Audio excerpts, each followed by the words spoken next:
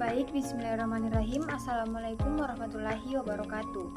Perkenalkan, nama saya Lisa Rahmawati dengan NIM 20220501020021. Video ini saya buat untuk memenuhi tugas akhir pada mata kuliah Akuntansi Biaya dengan judul materi Managerial Controlling.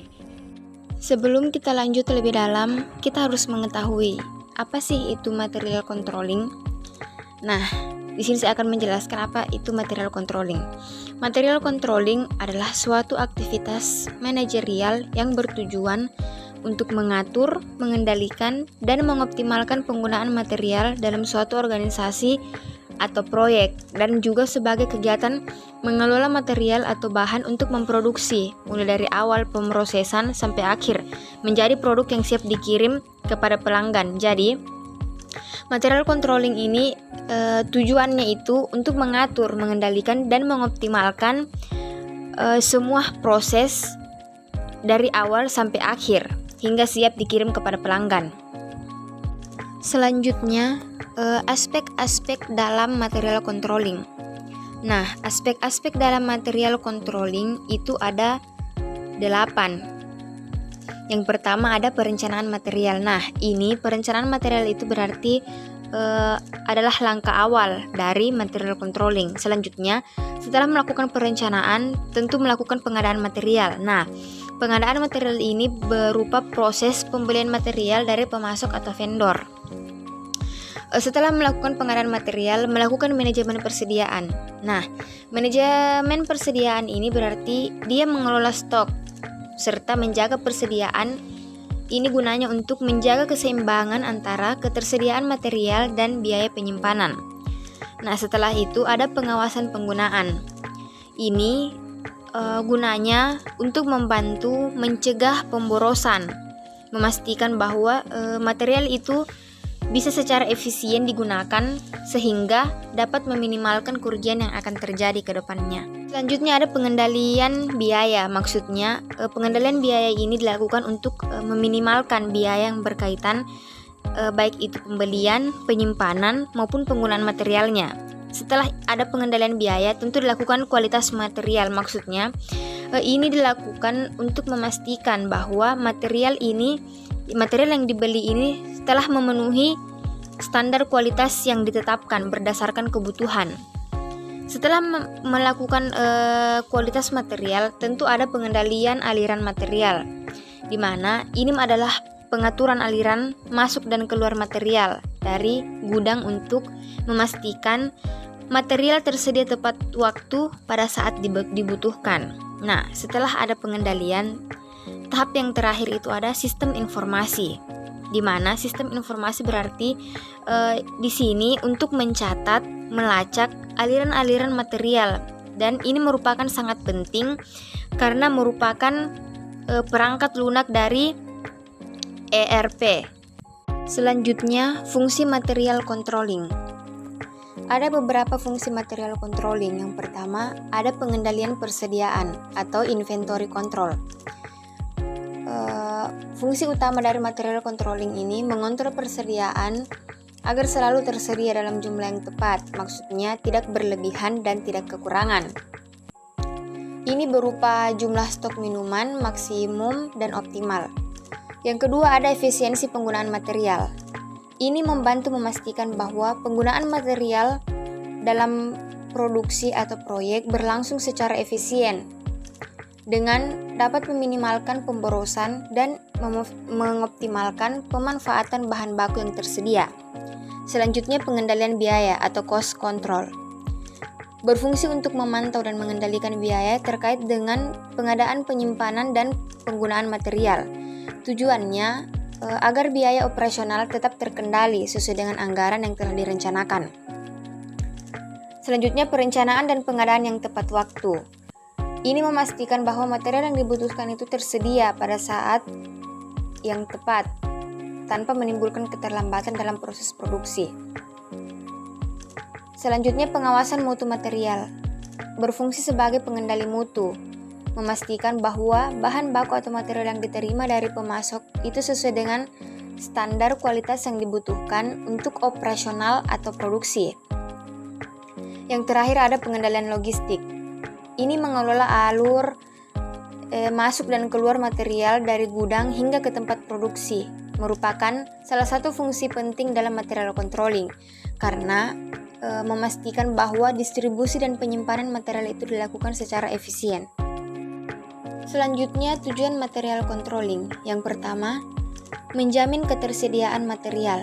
Nah, tujuan utama dari material controlling memastikan bahwa material yang dibutuhkan dalam proses produksi itu tersedia dalam jumlah yang cukup dan pada waktu yang tepat, tanpa harus mengalami kekurangan dan kelebihan. Selanjutnya, menekan biaya operasional. Nah, dengan pengendalian yang baik, perusahaan dapat meningkatkan biaya operasional terkait dengan pembelian material, penyimpanan, serta biaya yang berhubungan dengan logistik dan distribusi.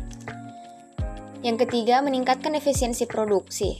Nah, material controlling yang baik ini meyakinkan dan memungkinkan proses produksi berjalan dengan lancar tanpa hambatan akibat keterlambatan pengadaan material ataupun kesalahan dalam pengelolaan stok sehingga meningkatkan efisiensi produksi secara keseluruhan. Yang keempat, meminimalkan risiko.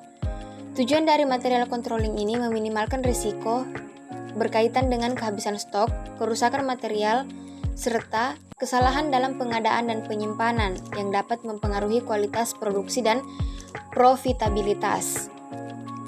Yang kelima, mengoptimalkan manajemen persediaan. Tujuan dari material controlling adalah untuk mengoptimalkan manajemen persediaan untuk memastikan jumlah stok yang disimpan itu sesuai dengan kebutuhan. Yang keenam, menjamin kualitas produk akhir.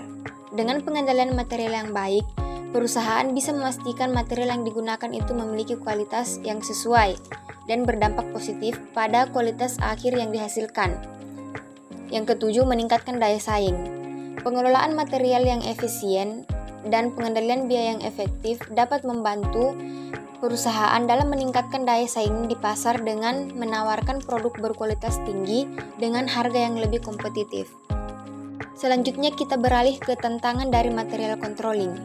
Nah, dalam material controlling ini tentunya menghadapi berbagai tantangan dan ini dapat mempengaruhi efektivitas pengelolaan material dalam suatu organisasi. Tantangan dari material controlling. Dalam material controlling tentu akan menghadapi berbagai tantangan yang dapat mempengaruhi efektivitas pengelolaan materi dalam suatu organisasi. Seperti perubahan permintaan. Jika terjadi perubahan permintaan, maka fluktuasi permintaan pasar itu tidak terduga dapat menyulitkan perencanaan material. Seperti misalnya apabila permintaan tiba-tiba meningkat, mungkin perusahaan akan kehabisan material. Sebaliknya, jika permintaan menurun, perusahaan bisa memiliki stok yang berlebih yang dapat menyebabkan biaya penyimpanan meningkat.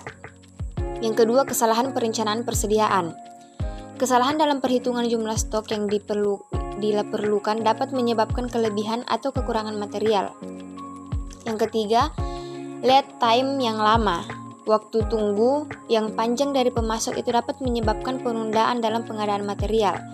Ini bisa mempengaruhi jadwal produksi dan mengakibatkan keterlambatan dalam pengiriman produk ke konsumen. Yang keempat, ada variasi kualitas material. Material yang diterima mungkin memiliki kualitas yang bervariasi dari satu pengirim ke pengirim berikutnya. Ini dapat mempengaruhi kualitas produk akhir karena penggunaan material berkualitas rendah itu dapat merusak reputasi perusahaan dan dapat meningkatkan biaya perbaikan atau penggantian produk. Yang kelima, pengelolaan hubungan dengan pemasok. Yang keenam, biaya penyimpanan yang tinggi. Yang ketujuh, ketidakpastian eksternal. Nah, faktor eksternal seperti adanya perubahan kebijakan pemerintah, fluktuasi nilai tukar mata uang atau gangguan dalam rantai pasokan global yang dapat mempengaruhi biaya dan ketersediaan material. Yang kedelapan, keterbatasan teknologi dan data. Banyak perusahaan masih menggunakan metode manual atau sistem yang kurang efisien dalam mengelola material. Yang kesembilan, ada pengendalian biaya.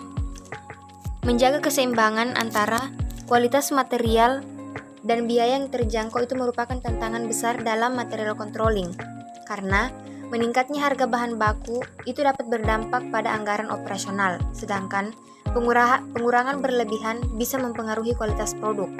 Yang terakhir, pemeliharaan keamanan dan keselamatan. Penyimpanan dan pengelolaan material tentu seperti bahan kimia atau material yang mudah rusak itu memerlukan penanganan khusus untuk menjaga keamanan, keselamatan, dan kepatuhan terhadap regulasi yang berlaku. Baiklah, dari materi tersebut dapat saya ambil kesimpulan bahwa material controlling ini adalah aktivitas manajerial, tujuannya untuk mengatur, mengendalikan, dan mengoptimalkan penggunaan material dalam suatu organisasi atau proyek.